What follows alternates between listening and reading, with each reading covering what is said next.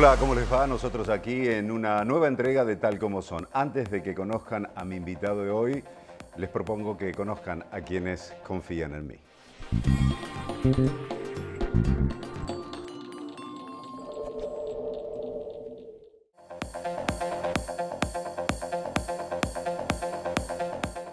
Sí al 98% de cloacas, sí al 100% de agua potable y sí a la menor mortalidad infantil de América Latina.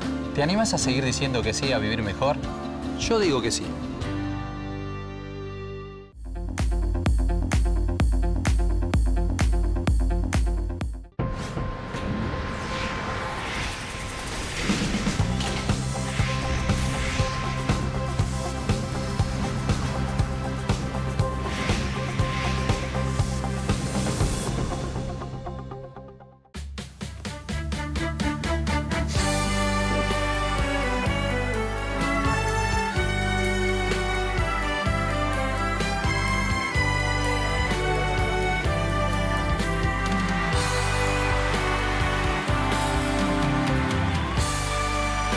Tenemos todo para conectarnos.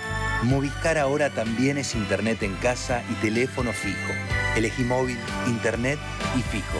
Movistar, elegí todo. Junto al IAE, te invitamos a participar de la competencia Naves 2018 para ayudar a fortalecer tu emprendimiento. Inscríbete en macro.com.ar. Acompañarte a crecer es apoyarte donde sea que estés, en el momento que estés. Macro, tu banco cerca, siempre. Cupos limitados. Para más información consulte macro.com.ar. Vacunate contra la gripe. Si estás dentro del grupo de riesgo, vacunate gratis en el centro de salud de tu barrio. Los Ministerios de Salud de Nación y Provincia de Buenos Aires garantizan las vacunas gratuitas a todos los centros de salud y hospitales públicos del país. Es un mensaje de la Municipalidad de Florencio Varela.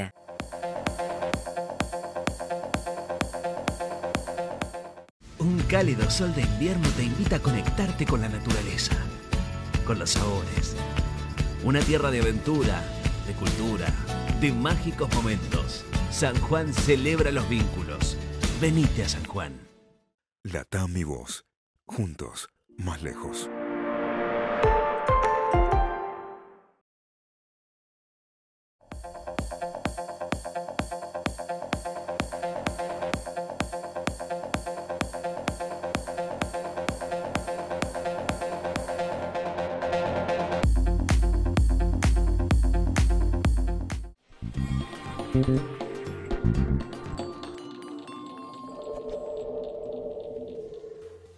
Mi invitado de hoy es médico, cardiólogo, profesor universitario, pero también se ha transformado en un especialista en lo que se denomina la epidemia del siglo XXI, que es el estrés. Ha desarrollado allí un programa de diagnóstico y tratamiento muy particular y es importantísimo escucharlo para aprender a vivir y empezar a sanar muchas cosas que por ahí podemos sanar sin medicamentos también.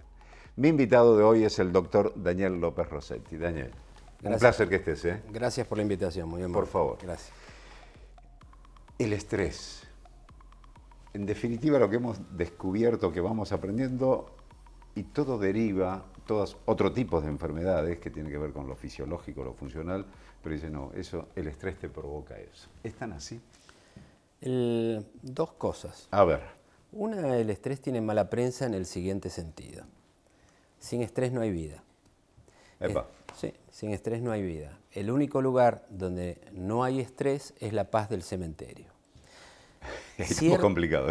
Es que cierto nivel de estrés es necesario para vivir. Vos, Claudio, para hacer tus programas, tus grabaciones, tus estudios, tenés que tener una aptitud y un grado de activación mental y físico acorde a las circunstancias. Sí. A mí me costaría dar una clase universitaria si no estoy a la altura de las circunstancias. Claro. Suena un bocinazo cuando uno cruza la calle, si no estás a la altura, no saltás y se acabó.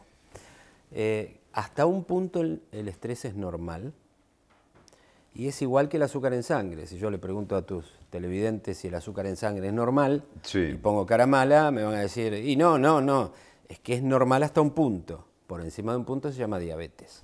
El estrés es lo mismo. Hasta un punto es normal y por encima de eso deja de serlo y tiene un nombre más raro que es distrés. Si tuviese un paciente con muy bajo nivel de estrés, tendría que estresarlo para que viva bien. es como la sal para el huevo frito, más o menos. Exactamente.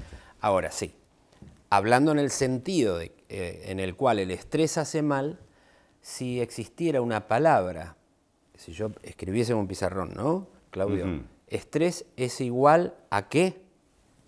¿Qué palabra representaría la palabra estrés? Sufrimiento. Ajá.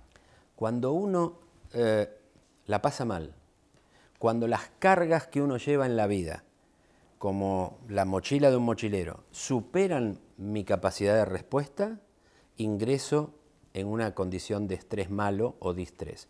Cuando las cargas superan mi capacidad de respuesta, ingreso en una situación de estrés malo, Daniel, sufrimiento. Claro, y que eso es tan particular como cada persona, la capacidad de absorción de esa mochila, de esa carga, ¿no? Sí, ¿O es no? individual, es personal. No importa lo que sucede, sino lo que yo creo que sucede. La misma realidad, Claudio, es distinta para vos, para mí Totalmente. o para cualquiera de tus televidentes. Se resuelven de distintas formas. Se resuelven de distintas formas y se ve, porque la realidad no existe. La realidad es la visualización que nosotros hacemos de los hechos, las circunstancias y el mundo desde nuestros propios procesos psíquicos. Pero la misma realidad es distinta para 2, 5 o 10 personas. Lo llevo, digo yo, a esto con cuando hay un hecho y se necesitan testigos. Dice, tenés 20 testigos, vas a tener 20 versiones distintas de lo que ocurrió. Exactamente. Aparte, la memoria biográfica es cambiante. La memoria no es algo estanco, estático. Sí. En el caso de los 20 testigos es muy interesante, porque también en nuestra vida es muy interesante. Si yo le dijese a Claudio que me cuente su vida, no me vas a decir la verdad. Tampoco la diría yo. Pero no porque no querramos, sino porque cada vez que recordamos, reestructuramos nuestra memoria. La memoria no es volver al pasado al presente, es una reestructuración de algo que tuvimos en el pasado. Las memorias biográficas son necesariamente fabulatorias. Pero hay hechos puntuales que quedan, a pesar del paso del tiempo, no se modifican. ¿Puede ser? Sí, claro, hay cosas que están grabadas a fuego. Pero la interpretación de esas cosas pueden variar aún con el tiempo. Es decir, lo cual es positivo que varían. Bueno, creo ¿Tiene que ver con la evolución de cada uno o no? Tiene que ver con el aprendizaje de cada uno y el manejo del estrés y de las tensiones. Woody Allen dijo, la comedia es el drama más el tiempo. Entonces, cuando uno va manejando las cosas con el tiempo, lucen distintas. En medicina, uno de los medicamentos más útiles, y si vamos a la parte de la farmacología, es la cronoterapia. Cronotiempos, terapia, terapia. ¿Pero en qué sentido lo digo? El paso del tiempo.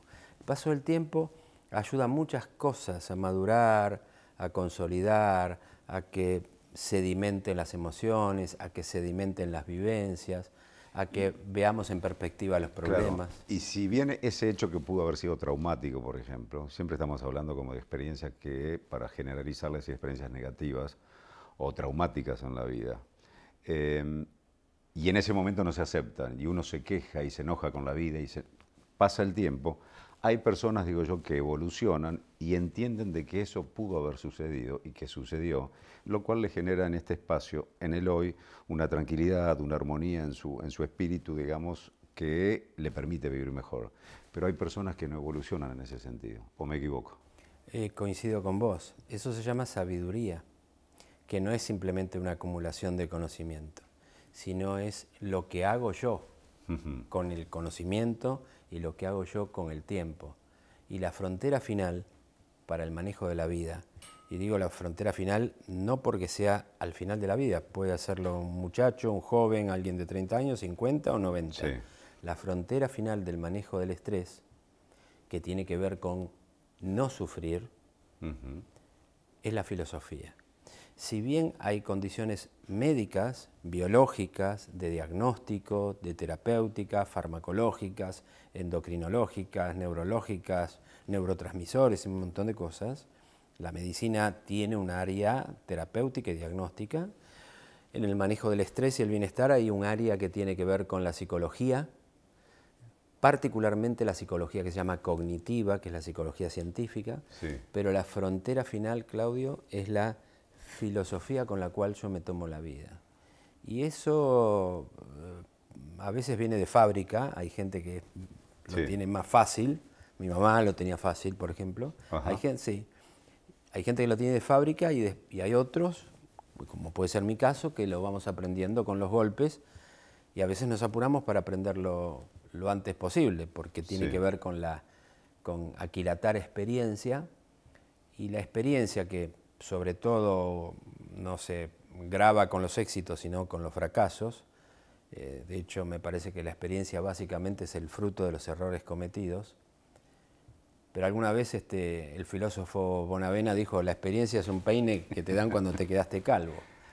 De ahí que sea importante aprender de los otros. De ahí que sea importante ser humilde. De ahí que sea importante ser sencillo. De ahí que sea importante dudar de todas las afirmaciones que uno mismo se hace. Dudar racionalmente, no dudar en el temblar, sino saber que todo nuestro pensamiento es dinámico y puede cambiar. Si yo aprendo a dudar y disiento con una opinión de Claudio, la postura más sencilla y humilde es decir, espera, yo ya sé lo que pienso sobre este tema, pero Claudio piensa diferente. El gol ahí, el gol es decir, explícame, Claudio. Y empezás a, ¿viste? Es lo que decimos comúnmente, abrir la cabeza a percibir o escuchar. Yo digo, a veces es más importante escuchar que decir. Creo que siempre. Porque eso te permite incorporar conocimientos, incorporar información y que después te hacen actuar o pensar de una forma o modificar tu pensamiento en positivo, en definitiva. Y eso, modificar el pensamiento, es esencial, porque el pensamiento es algo dinámico, móvil, cambiante. ¿A través de qué? A través de la duda. Y esa duda, ¿cómo se alimenta? De la humildad, de saber que uno puede estar equivocado y que tiene que seguir aprendiendo. Si uno no duda, el pensamiento deja de ser móvil, se va endureciendo hasta que se cristaliza, se forma como un cristal, como una roca. Cuando eso sucede, uno dejó de pensar por naturaleza, por definición, porque ya no cambia. Y no evoluciona, en definitiva. Y no evoluciona, y uno se pierde un montón de cosas. No evoluciona y lo que hablamos, empezás a sufrir, en definitiva, también, ¿no? Entre otras cosas, sí, pero por algo esencial. El que no tiene capacidad de cambio y de aprendizaje, no se adapta. ¿Vos sabés cuál es el nombre anterior a estrés, que es lo que empezamos esta charla? El nombre originario de la palabra estrés, escrita en inglés, stress. ST, sí. Exactamente. El nombre originario era Síndrome General de Adaptación. Hans Selye, un austrohúngaro que lo describió en 1936, que fue el que hizo los primeros trabajos al respecto, lo llamaba Síndrome General de Adaptación. ¿Qué es un síndrome? Un conjunto de signos y síntomas. ¿Qué es un síntoma? Lo que el paciente siente, dolor de cabeza. ¿Qué es un signo? Lo que el médico ve. Te veo tal color en los ojos, etc. Síndrome general, porque afecta a todo el cuerpo, de adaptación. El que no se adapta, sufre. De hecho, las enfermedades por estrés se llaman enfermedades por desadaptación. Claro. Si lo trajeses en la metáfora oriental, dirías que adaptarse es como el junco que se mueve ante el viento y vuelve a su condición anterior. Exactamente. Y eso, como vos bien decías en algún momento, tiene mucho que ver con el saber escuchar, el saber aprender, el darle tiempo a la evolución del pensamiento y de las emociones. Coincido con vos en escuchar más de lo que se habla, y hay algo muy común que se dice, por algo tenemos dos orejas y una sola boca, ¿no? Claro, no la sabía esa. Yo creo que en la teoría de evolución de Darwin decía que en definitiva va a sobrevivir aquella especie que se adapte, ¿no? Es que es el secreto. Y no se adapta por fuerza, sino que se adapta por inteligencia evolutiva. Y eso, bueno, Darwin fue un genio extraordinario, uno de los 3 hombres que revolucionaron la historia de la humanidad, ¿no? En ese momento, que Darwin dijera que descendemos del mono, que éramos un producto evolutivo. Del viaje de Darwin, porque uno dice el viaje de Darwin en el barco, ¿no? Y las cosas que descubrió y las cosas que pensó y el laboratorio que tenía era el cerebro. porque en el barco había muy pocas cosas para estudiar o investigar. Llevaba un microscopio y 2 o 3 cositas, unas redes para levantar peces y cositas del agua, bajar a tierra y recolectar, pero recolectaba tanto que lo dejaba en puertos y venían otros barcos ingleses, se lo llevaban a Londres, pero el tema es que estuvo 5 años arriba del Beagle. 5. Se fue de Londres a los 19. 19 años. 19, volvió a los 24. Y volvió con la noción que después perfeccionó de la teoría de la evolución. Casi la mitad del libro de la bitácora de Darwin, de todo su viaje, casi la mitad se hizo en Argentina. ¿Por qué?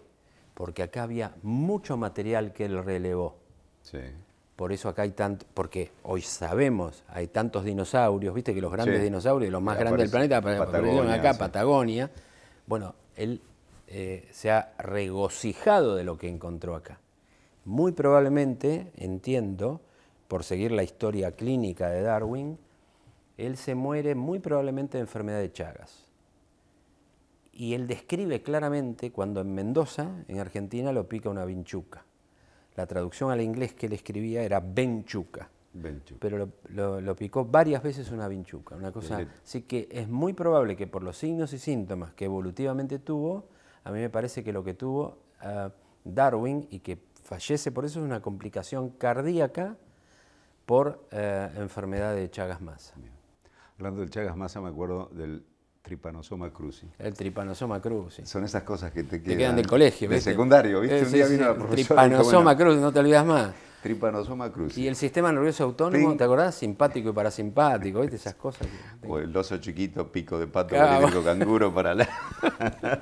de ácidos asales, ¿viste? Claro. Y vos decís, te quedan grabadas esas cosas y pasaron los años, pero vos decís, es una porción tan mínima de esas cosas que te van quedando grabadas desde el que tenemos uso de razón y memoria. Vos decís, ¿y cuántas otras cosas desaparecieron de nuestro mundo consciente, no? Todas. Casi ninguna queda. Funes el memorioso. Funes el memorioso. Imposible de recordar todo. Imagínate que recordásemos ahora cómo subimos la escalera o cómo cruzamos la calle. Es imposible. La mecánica de la memoria se ha... Es un cuento de Borges de Funes el memorioso. Funes el memorioso, que lo usamos mucho en neurobiología y neurofisiología para decir la desgracia que sería no poder olvidar. De hecho, la memoria es un mecanismo neurobiológico, pero el olvido también. Es decir, el olvido es un proceso tan activo como el de la memoria. Cuando yo memorizo algo, se fortalecen uniones entre neuronas en el cerebro, que se llaman sinapsis. Y si yo repaso lo que estoy estudiando, lo que estoy haciendo, se fortalecen cada vez más. Y las neuronas se empiezan a unir cada vez más como si fueran cardos que se pegotean unos con otros.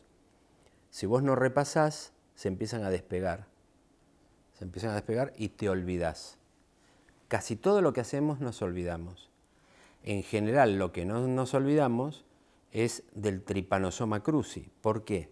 Porque el día que grabaste eso en la memoria, no lo grabaste por la palabra Trypanosoma cruzi, sino por la emoción que te causó. La memoria es emotiva. La memoria es emotiva y la emoción es el mejor cemento para la memoria. La diferencia entre un buen docente y el otro no es lo que sabe. Es la pasión que le pone a la tiza o a la fibra o a la clase. Y hasta en el habla y en la forma de transmitir. Pero si nos remontamos, vos te acordás del Trypanosoma cruzi, pero si nos remontamos y pudiésemos viajar en el tiempo, como en el túnel del tiempo, ¿te acordás de Douglas y Tony? Y viajás en el tiempo y ves el día que seguramente hubo una emoción y después lo repasaste y te causó gracia y el Trypanosoma cruzi y lo volvés a repasar hoy, y ahí quedó grabado porque la emoción... ¿Y por qué? Porque no somos seres racionales. Claro. Somos seres emocionales que razonan, que no es lo mismo. Millones de años de evolución teniendo emociones y sentimientos. La razón, la analítica, la dialéctica, la lógica es un fenómeno recientemente llegado a la historia evolutiva del ser humano. ¿Cuál es la diferencia entre lo que es emoción en uno y sentimiento en uno? Son dos cosas diferentes. La emoción es una cosa, el sentimiento es otra. La emoción es una vivencia experiencial que se transmite al cuerpo. ¿Momentánea? momentánea, dura poco tiempo, diría que es casi como una brasa caliente y que tiene rostro. Bien. ¿Qué quiere decir que tiene rostro? Que es parte de un programa biológico que cuando se siente esa emoción, el rostro lo manifiesta. Y esa emoción es intensa, rápida y dura poco tiempo y tiene alguna repercusión física. Palpitaciones, sudoración, los intestinos. Sí. Algo físico tenés. Sí. El sentimiento es otra cosa.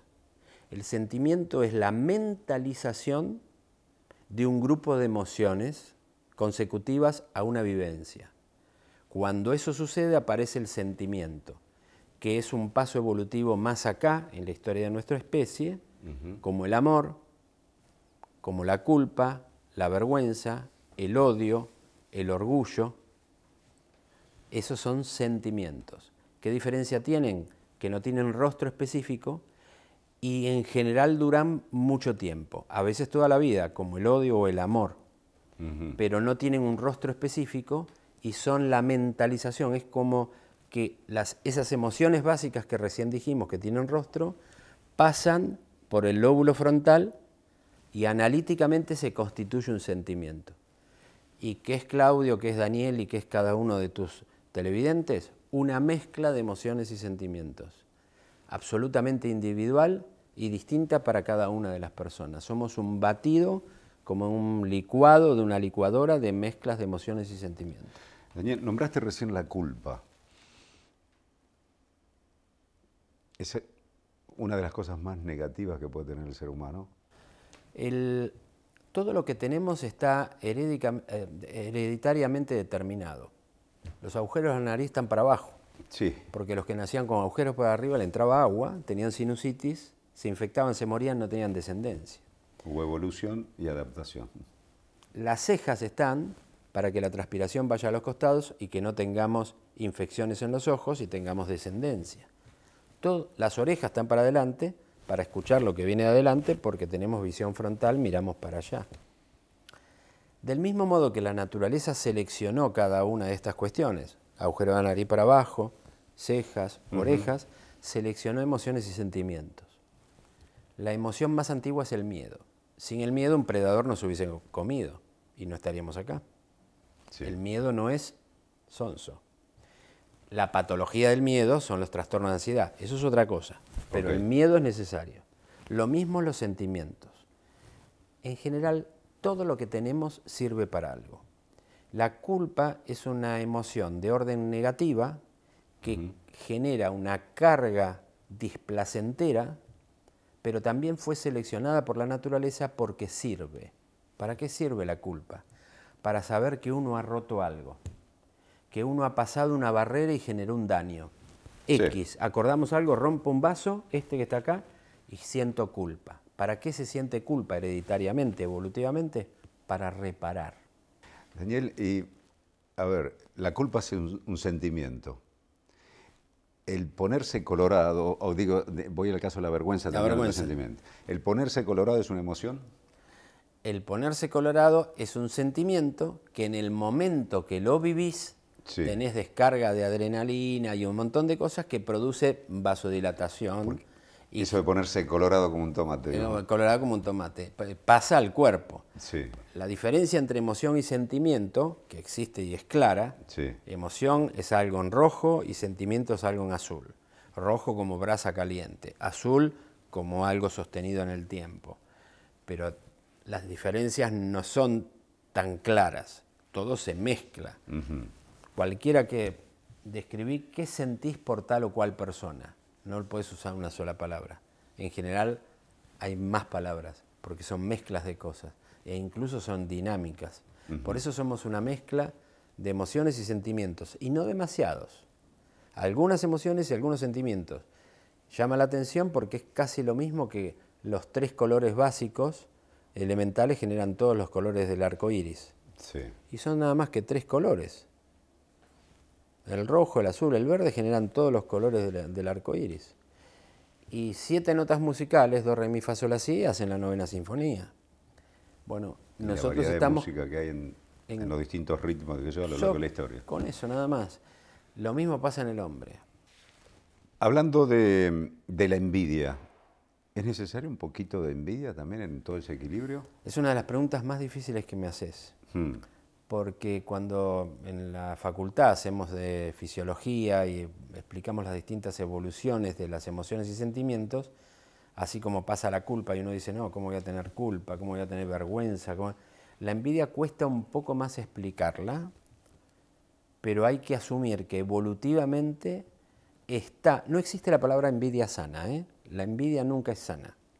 Una vez un psiquiatra amigo me dijo, no, la envidia sana no existe. No existe. Te envidio sanamente porque te vas a París. Se lo dice con un sentido superficial también. Sí, pero la envidia sana no existe.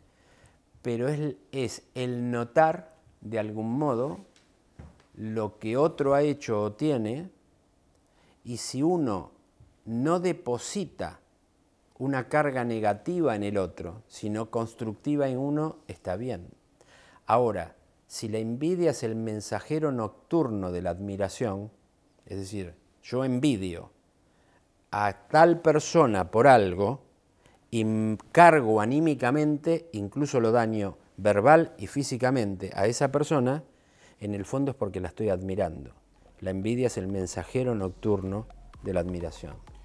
Daniel, se nos acabó el tiempo por el programa de hoy, pero cuando en el próximo Tal Como Son vamos a estar hablando de este libro, Emoción y Sentimientos, que ya algo de esto estuvimos hablando, y también a ver qué nos cuenta acá, qué podemos encontrar, y también los otros libros interesantísimos también para seguir hablando de qué nos pasa a los seres humanos y cómo podemos vivir mejor. Nos vemos en el próximo martes. Gracias, Claudio. Bien, punto final para esta edición de Tal Como Son. Nos vemos el próximo martes y vamos a seguir charlando con el doctor Daniel López Rossetti. Vos venís al hospital, me decís tus síntomas, yo hago diagnóstico, pero yo no siento tus síntomas. Claro. Pero analizo la información.